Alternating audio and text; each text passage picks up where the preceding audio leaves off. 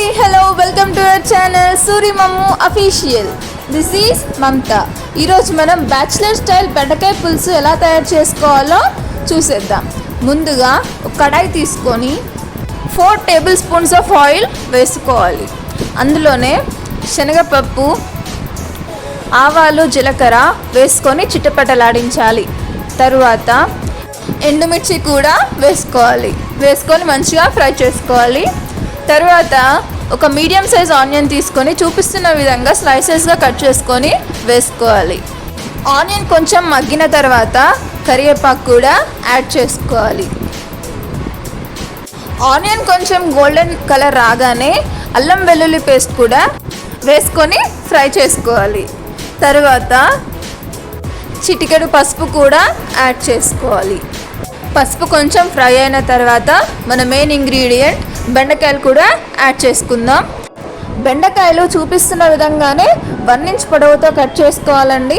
ఎందుకంటే మనం బెండకాయ పులుసు చేస్తున్నాం కాబట్టి కొంచెం బెండకాయలు పొడవుగా ఉంటేనే బాగుంటుంది. బెండకాయలు వేసుకున్న తర్వాత మంచిగా మిక్స్ చేసుకోవాలండి. తర్వాత సరిపడా సాల్ట్ వేసుకొని సాల్ట్ కలిసే వరకు మంచిగా మిక్స్ చేసుకోవాలండి. తర్వాత ఒక 2 టొమాటోస్ కట్ చేసుకొని వేసుకోవాలండి. టొమాటోస్ వేసుకున్న తర్వాత మూత పెట్టుకొని మగ్గించుకోవాలి.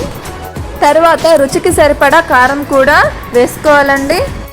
తర్వాత 1 కప్పు వరకు చింతపండు గుజ్జు వేసుకోవాలి. 1 కప్పు చింతపండు గుజ్జు వేసుకున్నాం కాబట్టి 2 నుంచి 3 కప్పుల వాటర్ వేసుకోవాలి. అందులోనే చిటికెడు షుగర్ యాడ్ చేసుకోవాలండి. వేసానని చెప్పేసి ఎక్కువ షుగర్ వేయకండి, జస్ట్ వేసామా లేదా అన్నట్టు చిటికెడు యాడ్ చేస్తే సరిపోతుందండి. చూపిస్తున్న విధంగా మరిగించాలండి. తర్వాత వేయించి పొడి చేసుకున్న ధనియాలు, ఎండు కొబ్బరి, వెల్లుల్లి మిశ్రమాన్ని మనం యాడ్ చేసుకోవాలండి. యాడ్ చేసుకొని 2 మినిట్స్ ఉంచుకుంటే మనకి నోరూరించే బ్యాచిలర్ స్టైల్ బెండకాయ పులుసు రెడీ అవుతుంది. ఈ బెండకాయ పులుసుని రైస్లో తినొచ్చు, మరియు రాగి సంగటిలో తింటే కూడా చాలా యమ్మీగా ఉంటుందండి.